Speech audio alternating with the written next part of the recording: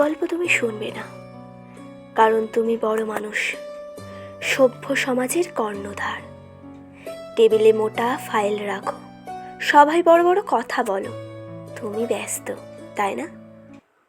তোমার দেশের একটা মেয়ে ধর্ষিত হলো, তুমি শুনলে, একটু চশমা ঠিক করলে, বললে খুবই দুঃখজনক ঘটনা। তারপর নতুন প্রকল্পের কথা ভাবলে, নতুন বক্তৃতার খসড়া তৈরি করলে, পরেরই নির্বাচনের অঙ্ক কষলে। কিন্তু মেয়েটা, সে তখন হাসপাতালের বিছানায় কাতরাচ্ছে। তার শরীরে নখের দাগ, তার মুখে কোনো মতে বেঁচে থাকার আকুতি, তার চোখে একটাই প্রশ্ন, আমার দোষটা কি? তারপর কি হলো জানো? মিডিয়া একদিন চিৎকার করে, মোমবাতি মিছিল বের হয়, কিছু সোশ্যাল মিডিয়া পোস্ট হয়, আর তুমি আরেকবার চশমা ঠিক করে বললে, সুষ্ঠু তদন্তের আশা দিচ্ছি।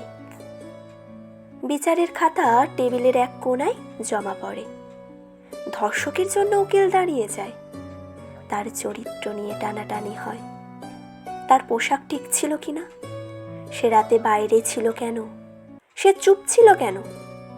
অথচ ধর্ষকরা খোলা বাতাসে ঘোরে, তাদের বিচার হয় না, কারণ তারা কারোর ছেলে, কারোর আত্মীয়, কারোর রাজনৈতিক হাতিয়ার।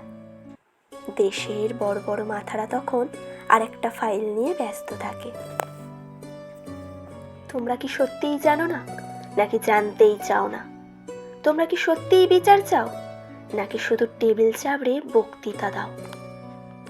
কিন্তু মনে রেখো, যেদিন তোমাদের ঘরে আগুন লাগবে, সেদিন এই ফাইলের ওজন আর বক্তৃতার শব্দ কোনো কাজে দেবে না।